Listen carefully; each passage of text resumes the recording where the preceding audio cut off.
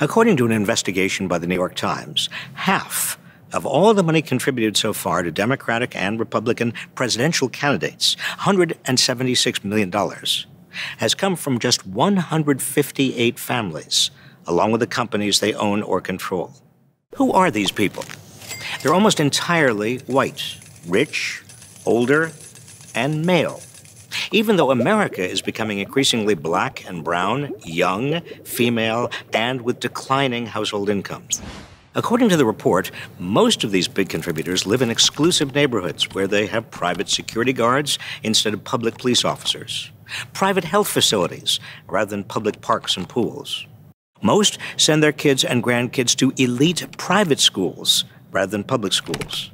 They fly in private jets and get driven in private limousines rather than rely on public transportation. They don't have to worry about whether Social Security or Medicare will be there for them in their retirement because they put away huge fortunes. They don't have to worry about climate change because they don't live in flimsy homes that might collapse in a hurricane or where water is scarce or food supplies endangered. It's doubtful that most of these 158 are contributing to these campaigns out of the goodness of their hearts or a sense of public responsibility. They're largely making investments, just the way they make other investments.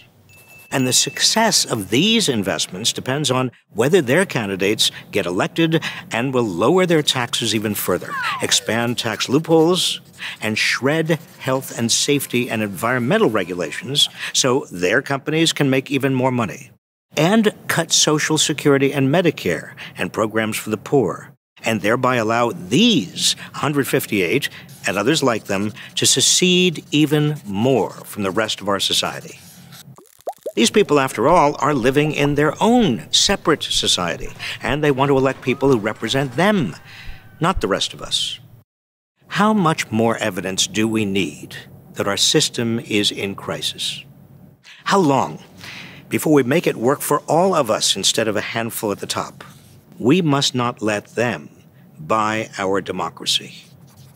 We must get big money out of politics, publicly finance political campaigns, disclose all sources of campaign funds, and reverse Citizens United.